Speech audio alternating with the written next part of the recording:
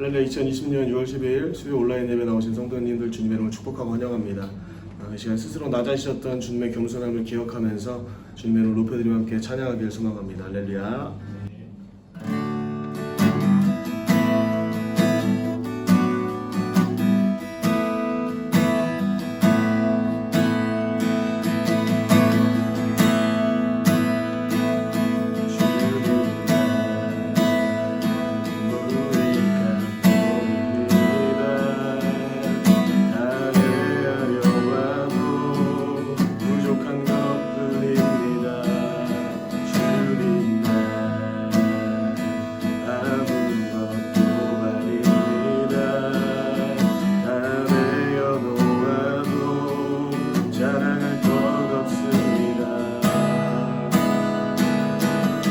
높은 성을 만든 그곳에서 내려와 낮은 곳 경솔한 자리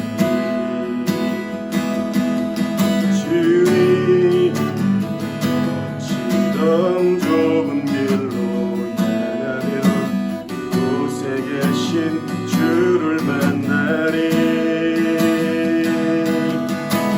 스스로 낮아지신 왕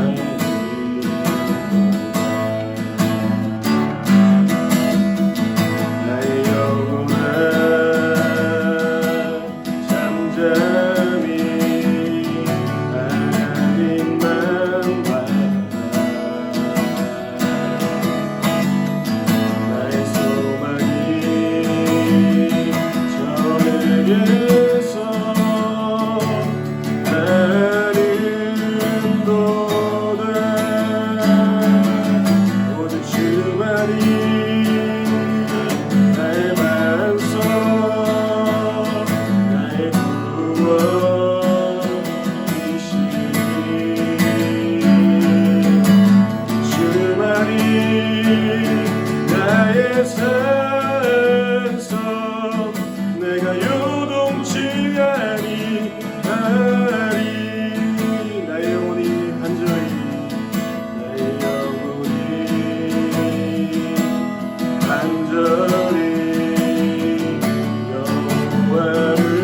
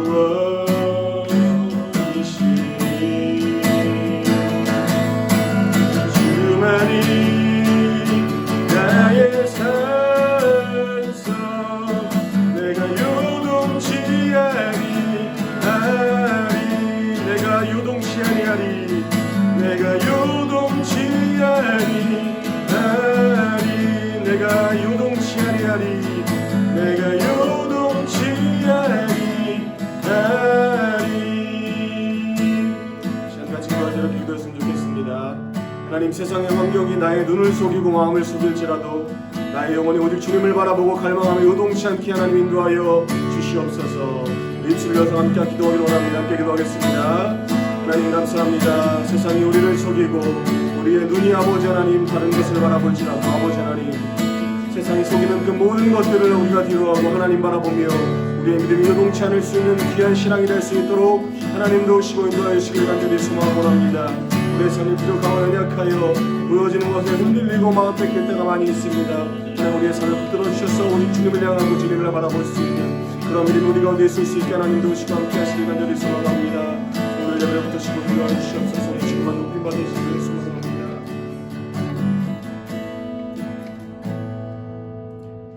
하나님 감사합니다. 오늘도 우리를 주의 전에 불러주시고 각자의 처소에서 하나님을 또 예배할 수 있도록 삶의 처소로 불러주신 하나님 감사합니다.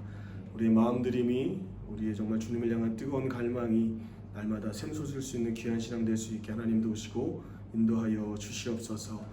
우리의 눈이 세상을 바라볼 때에 마음을 뺏기고 생각을 뺏길 때가 너무나도 많이 있는데 하나님 그럴 때마다 우리에게 언제나 세상의 빛으로 우리에게 언제나 주님의 길로 인도하시는 하나님을 바라보며 우리가 뺏겼던 마음들 다시 한번 주님께로 올려드리고 주님을 향한 그 뜨거운 갈망들이 다시 한번 우리 가운데 회복되는 놀라운 역사가 있을 수 있도록 우리의 삶을 붙드시고 주님 인도하여 주시옵소서.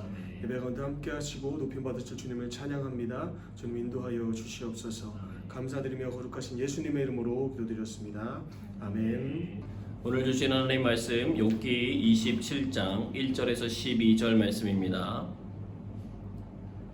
욥이 또 풍자하여 이르되 나의 정당함을 물리치신 하나님 나의 영혼을 괴롭게 하신 전능자의 사심을 두고 맹세하노니 나의 호흡이 아직 내 속에 완전히 있고 하나님의 숨결이 아직도 내 코에 있느니라. 결코 내 입술이 불의를 말하지 아니하며 내 혀가 거짓을 말하지 아니하리라. 나는 결코 너희를 옳다하지 아니하겠고 내가 죽기 전에는 나의 온전함을 버리지 아니할 것이라. 내가 내 공의를 굳게 잡고 놓지 아니하리니 내 마음이 나의 생애를 비웃지 아니하리라. 나의 원수는 악인같이 되고 일어나 나를 치는 자는 불의한 자같이 되기를 원하노라. 불경하는 경건한 자가 이익을 얻었으나 하나님이 그의 영혼을 거두실 때에는 무슨 희망이 있으랴. 환난이 그에게 닥칠 때에 하나님이 어찌 그의 부르짖음을 들으시랴. 그가 어찌 전능자를 기뻐하겠느냐. 항상 하나님께 부르짖겠느냐. 하나님의 솜씨를 내가 너희에게 가르칠 것이요 전능자에게 있는 것을 내가 숨기지 아니하리라. 너희가 다 이것을 보았거늘 어찌하여 그토록 무익한 사람이 되었는고. 아멘. 오늘은 희망이 있습니다라는 제목으로 주의 말씀을 증거하도록 하겠습니다. 하나님의 귀하고 복된 은혜와 사랑이 우리 성도님들의 삶 속에 가득히 차고 넘치게 되시기를 주님의 이름으로 축복합니다. 여러분, 종이 한 장이 있어요. 그 종이를 멀리 날아가게 하는 방법은 뭐가 있을까요? 이 질문을 받자마자 사람들이 종이 비행기를 만들어서 접어서 던지기도 하고 부메랑 같은 모습을 만들어서 던지기도 합니다. 근데 의외로 멀리 날아간 종이는 어떤 이가 마구 구겨서 동그랗게 만들어 던진 종이였습니다. 종이가 구겨지면서 단단해졌기 때문에 그렇습니다. 그러고 보면 학창시절에 종이를 이렇게 돌돌돌 말고 구겨서 눈싸움하면서 서로에게 던졌던 기억이 떠오릅니다. 우리의 삶도 비슷합니다. 늘 평탄하고 순조로우면 좋을 것 같은데 종이가 구겨지는 것처럼 우리의 인생에 굴곡도 생기고 또 모양이 망가지는 때가 있습니다. 그럴 때 우리는 생각해 봐야 합니다. 오늘 구겨진 그 굴곡 때문에 더 멀리 날아갈 힘을 얻었다. 오늘 우리가 읽은 욥은 구겨질 대로 구겨진 인생이었습니다. 욥기 1장에 보면 그가 인생 1막에서 사람들이 부러워하는 부와 그리고 명성 그리고 가정의 화목함을 만들기 위하여 얼마나 치열하게 살아왔는지에 대한 기록은 담겨져 있지 않습니다. 마치 그렇게 살기 위해 존재했던 사람처럼 모든 것을 갖춘 채로 등장했어요. 그러나 인생 2막에서 그는 지금까지 경험해보지 못한 쓰디쓴 경험을 하기 시작했습니다. 부유함의 상징이었던 소떼와 낙타떼를 모두 다 도적맞고 그것을 지키던 종들은 그곳에서 죽임을 당했습니다. 아들 7명과 딸 3명이 한자리에서 모여 앉아 있는데 집이 무너져 내리며 모두 죽임을 당했습니다. 아내는 하나님을 욕하고 죽으라고 말했고 자신에게는 온몸에 종기가 나서 고통을 당하게 되었습니다. 그런데 그것으로 그의 고통이 끝나지 않아요. 3명의 친구들이 찾아와서 침묵 가운데 기다려준 일주일의 시간은 어떻게 보면 폭풍 전야와 같은 인생 2막의 시간이었는지도 모르겠습니다. 욥 자신이 빌미를 제공하기는 했지만 친구들은 마치 그 말을 기다리면서 있었던 사람들처럼 욥을 향하여 정말 맹렬하게 공격적인 어조의 말들을 늘어놓기 시작합니다.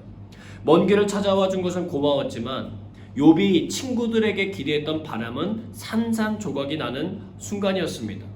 믿고 의지했던 친구들의 말들이었기 때문에 욥이 당하는 그 충격과 고통은 마치 배반당하는 마음과 같이 쓰디쓴 아픔이었을 것입니다. 근데 신기한 것은 그들과 평행선을 긋는 것을 알고 있으면서도 욥이 친구들과 대화를 이어나갔다는 것이에요. 그냥 무시해버리고 너희들 나를 떠나라 라고 간청할 수도 있었을 거예요. 친구들 역시 말이 통하지 않은 욥을 두고는 그냥 자신들의 집으로 돌아갈 수도 있었습니다. 그런데 그 일을 하지 않아요. 그들은 서로에게 화를 내고 기가 막혀 하면서도 계속해서 그 곁을 지키며 서로 말하고 있었습니다. 마치 누가 이기나 보자라고 하는 마음이었을까요? 줄다리기 경주를 하는 사람들 같아요. 주거니 받거니 한 게 어느덧 마지막 턴까지 오게 되었습니다. 마지막 주자는 빌닷이었어요. 빌닷은 욥기 18장을 보시면 그의 두 번째 턴에서 욥에게 어떤 말을 했냐면 악인이 받는 공포에 대해서 말하면서 공포감을 조성하면서 빨리 돌이키라고 이야기했던 시간이 있었습니다. 세 번째 마지막 턴에서 그는 어떤 모습을 보여줄까요? 길지 않기 때문에 저희들이 한번 같이 읽어보면 좋겠습니다. 욥기 25장 2절에서 6절 말씀입니다.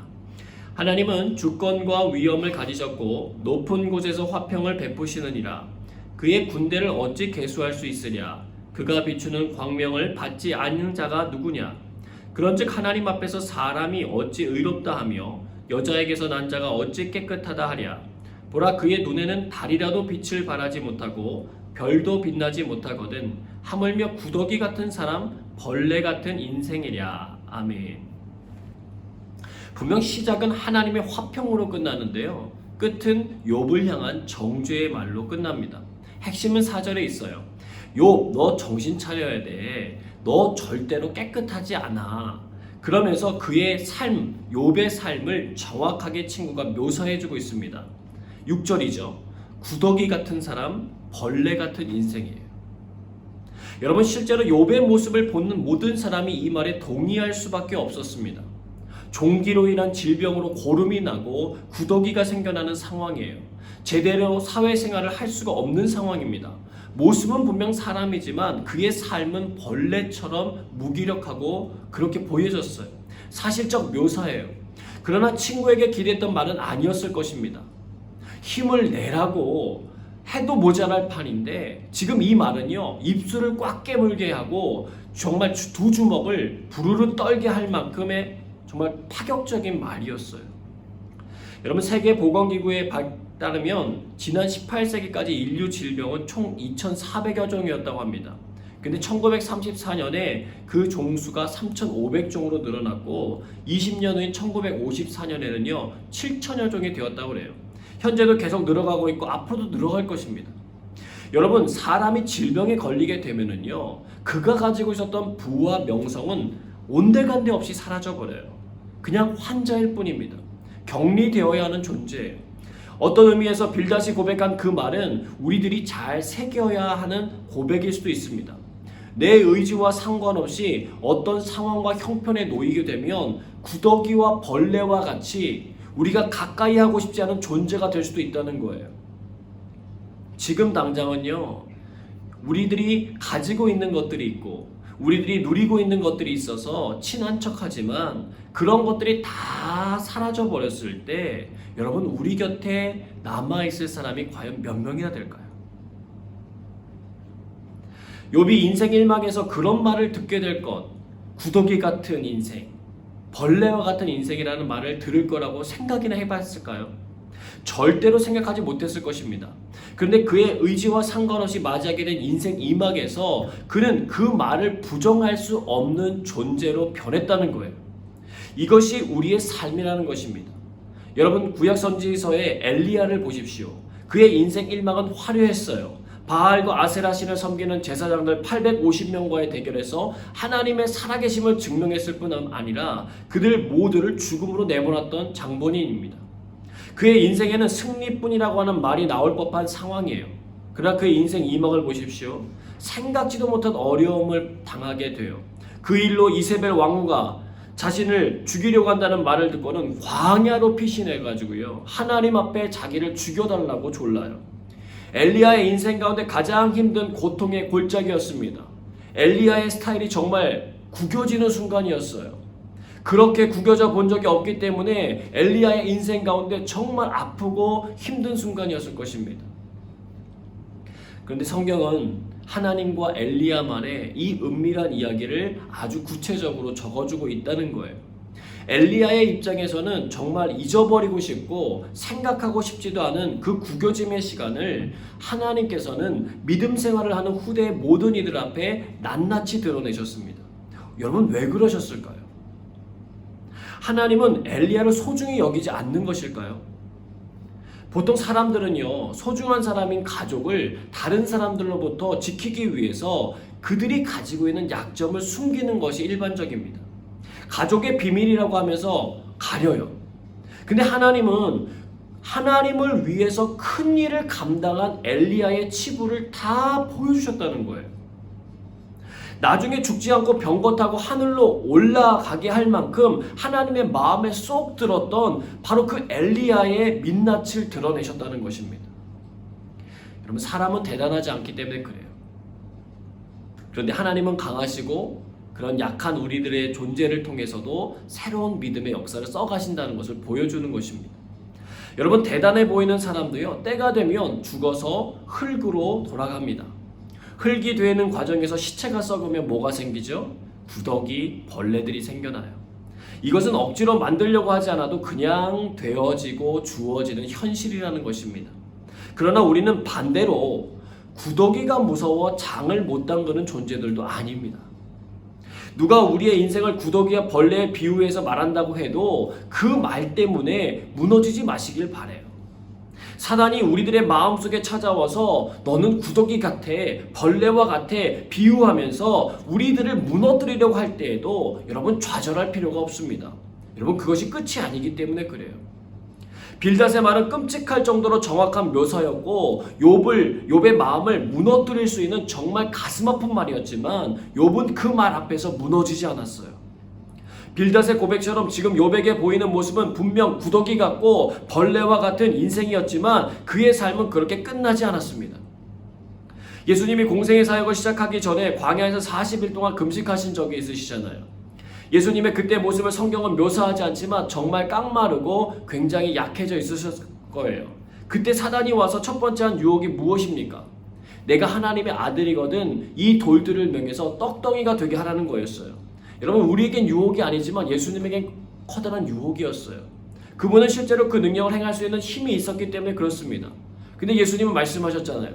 기록되었으되 사람이 떡으로만 살 것이 아니에요, 하나님의 입으로부터 나오는 모든 말씀으로 살 것이니라 하였느니라. 아멘. 여러분, 사단의 유혹을 물리치는 순간이셨어요. 사람은요, 거울을 보며 살아가는 존재예요. 얼굴을 살피고 몸 매무새를 잘 살펴봅니다. 물론 나이가 들어가면서 점차적으로 보고 싶지 않은 게 거울일 수도 있어요. 내가 원하지 않는 주름이 보이고 팽팽하지 못한 피부가 보이고 점점 약해져가는 내 모습이 보이기 때문에 그렇습니다. 사람은 자신의 약함을 마주하고 싶어하지 않고 인정하고 싶어하지도 않아요. 그런데 그것을 직면해야 하는 순간이 찾아옵니다. 예수님처럼 배고픔을 채우기 위하여 자신의 힘을 과시하도록 유도받는 순간이 찾아옵니다. 욥처럼 마주하고 싶지 않은 진실, 구더기와 벌레에 비유된 자신의 삶에 대한 이야기를 들어야 하는 순간이 있습니다. 여러분이라면 어떻게 하시겠습니까? 욥은 대답했어요. 욥기 26장 2절에서 4절입니다. 내가 힘없는 자를 참 잘도 도와주는구나. 기력 없는 팔을 참 잘도 구원하여 주는구나. 지혜 없는 자를 참 잘도 가르치는구나. 큰 지식을 참 잘도 자랑하는구나. 내가 누구를 향하여 말하느냐? 누구의 정신이 내게서 나왔느냐? 아멘. 한마디로 헛된 소리 하지 말라는 거예요. 전혀 도움도 되지 않고 보탬도 되지 않는다는 말이라는 거예요. 그리고 나서는요, 욥이 무슨 얘기를 하냐면 하나님의 위대하심을 말하기 시작합니다. 그 핵심이 욥기 26장 14절에 나옵니다. 보라, 이런 것들은 그의 행사의 단편일 뿐이요 우리가 그에게서 들은 것도 속삭이는 소리일 뿐이니 그의 큰 능력의 우레소리를 누가 능히 헤아리랴. 아멘. 친구들이 말하지 않아도 하나님의 위대하심을 내 자신이 잘 알고 있다라고 고백하고 있는 거예요. 충분히 빌닷의 그 말에 빠져서 막 화를 내거나 혹은 절망할 수 있는 상황이었는데 그 가운데서 그는 하나님의 위대하심을 바라봤다는 거예요.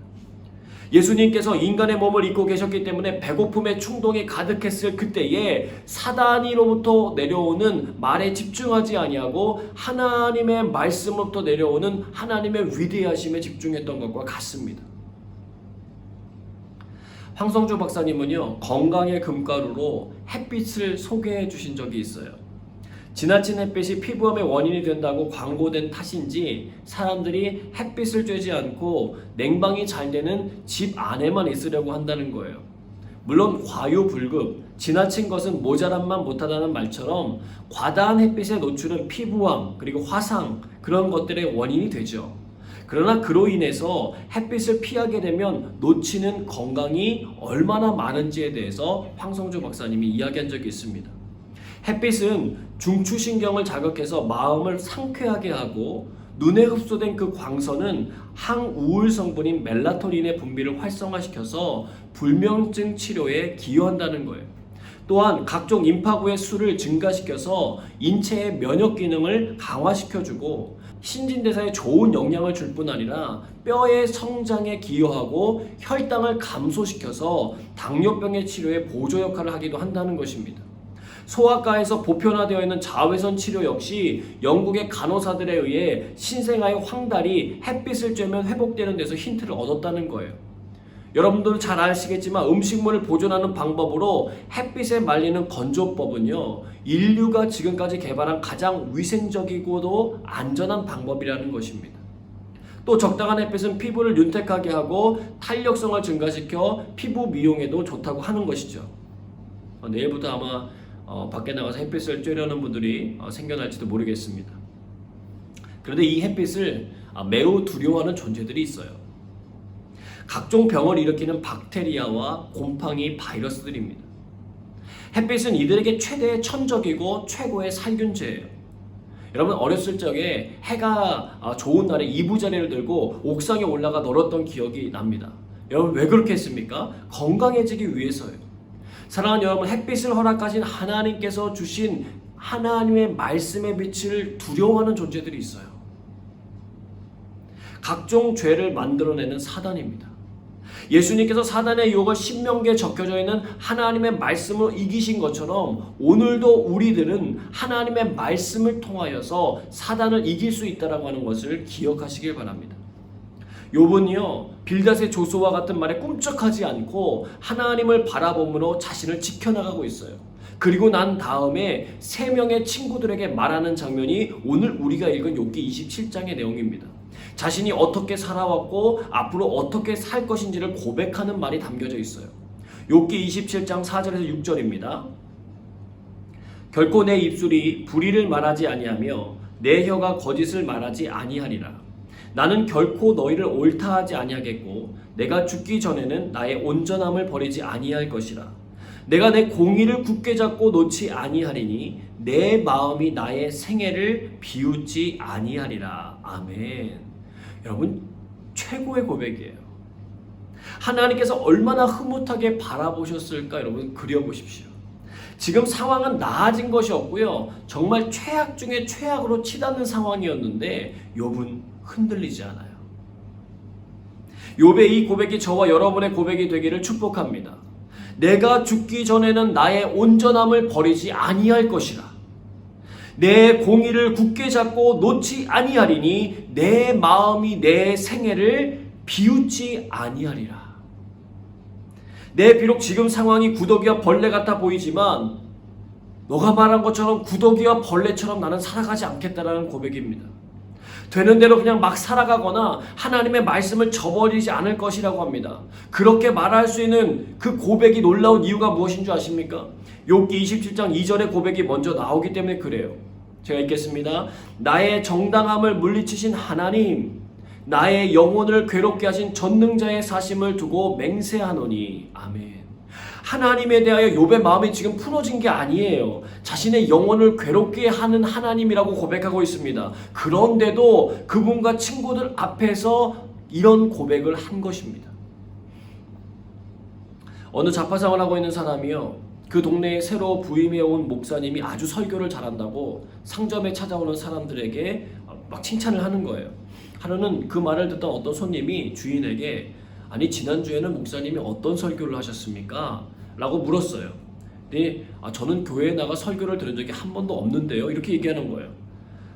그래서 아니 그 교회에 다니는 사람들이 너 아닌데 어떻게 설교를 잘하는 줄 아세요? 그랬더니 주인이 웃으면서 답하더랍니다.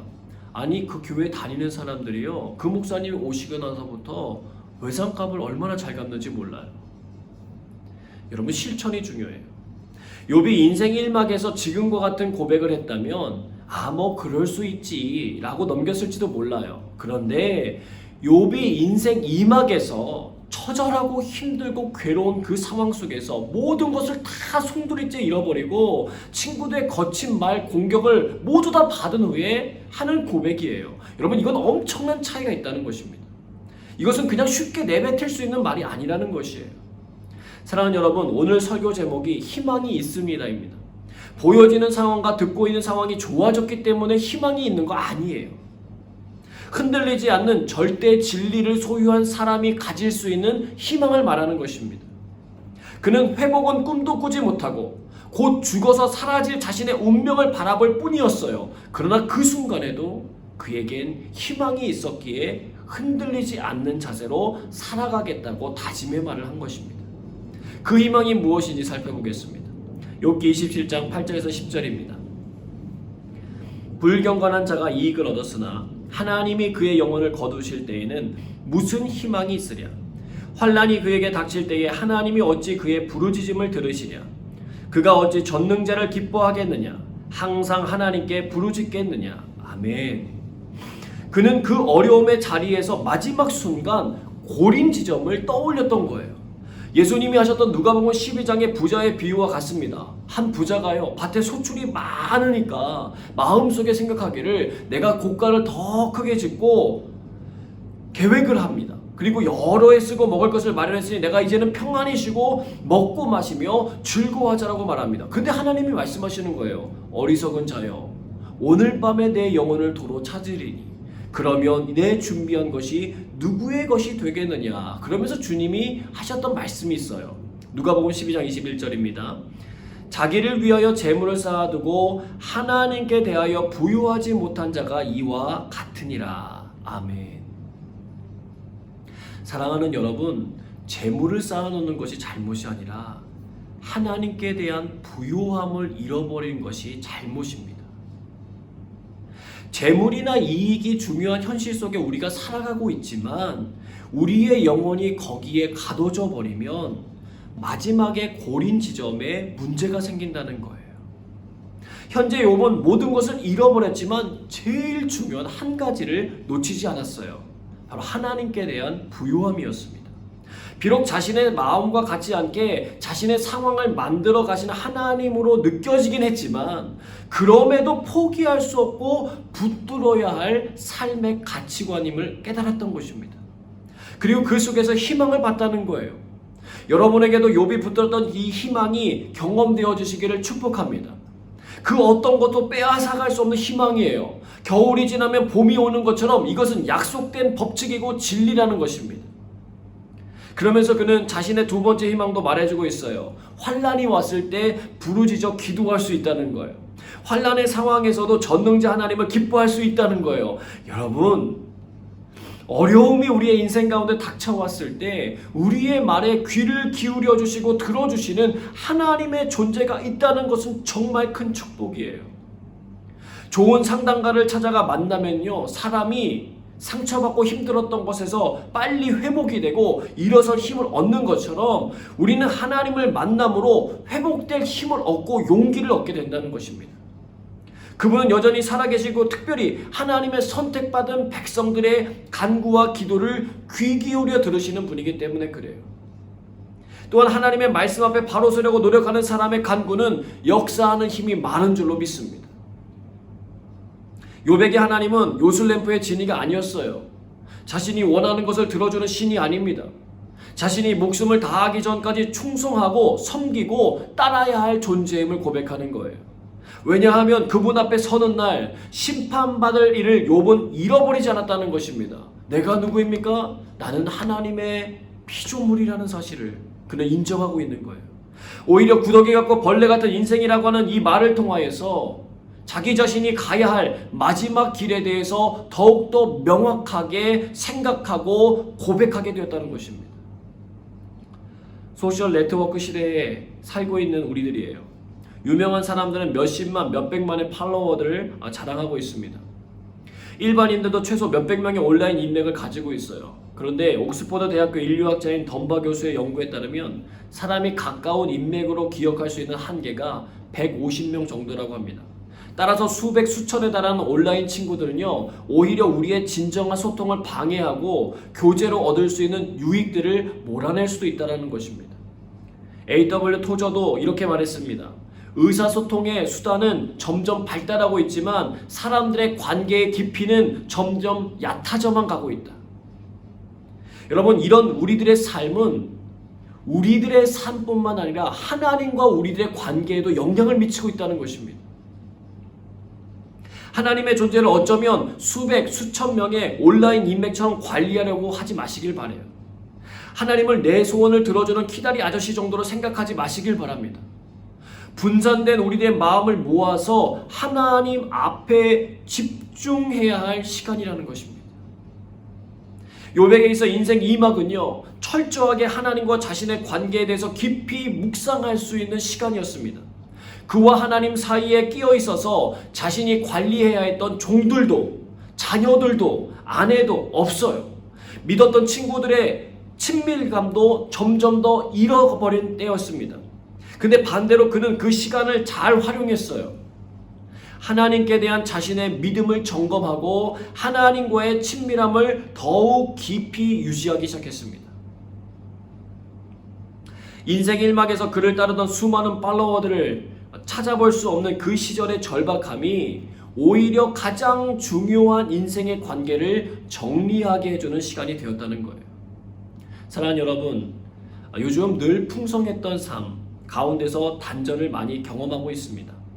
이것은 우리의 바램도 아니고 우리의 잘못도 아니에요. 그런데 이 시간을 그냥 보내지는 마시길 바랍니다. 어쩌면 하나님께서 저와 여러분의 인생 가운데 주시는 가장 큰 선물의 시간일 수 있습니다. 하나님께로 돌이킬 수 있는 기회, 하나님과 친밀함을 깊이 발전시킬 수 있는 기회입니다. 놓치지 마셨으면 좋겠어요.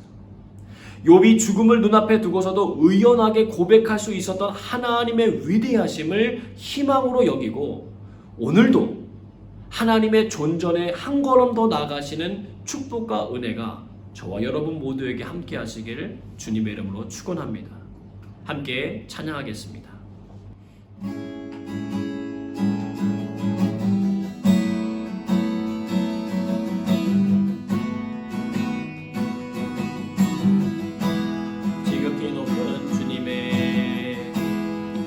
지극히 높은 주님의 나지성소로 들어갑니다. 세상의 신을 벗고서 주 보좌 앞에 엎드리리. 내 주를 향한 사랑과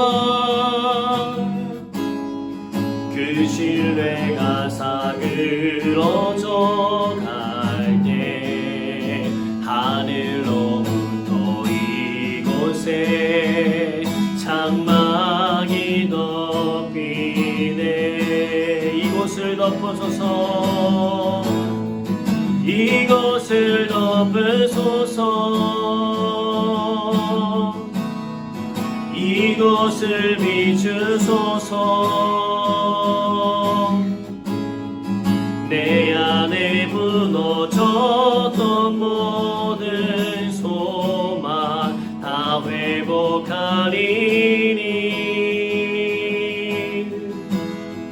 이곳을 지나소서,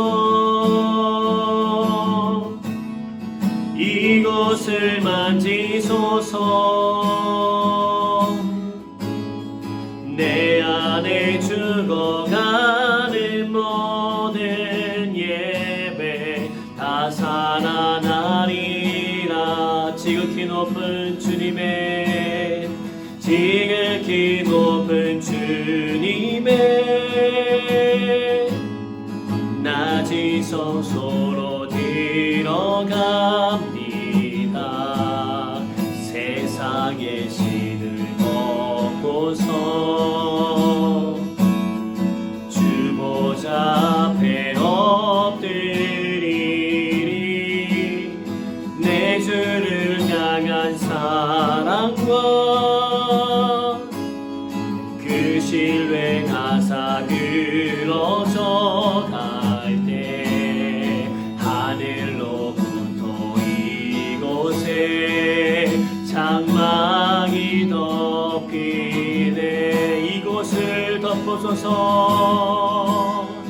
이곳을 덮으소서,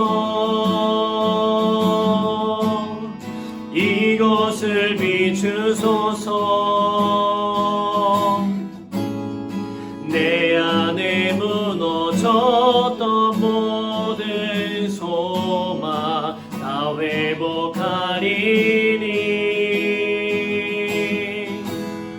이것을 지나소서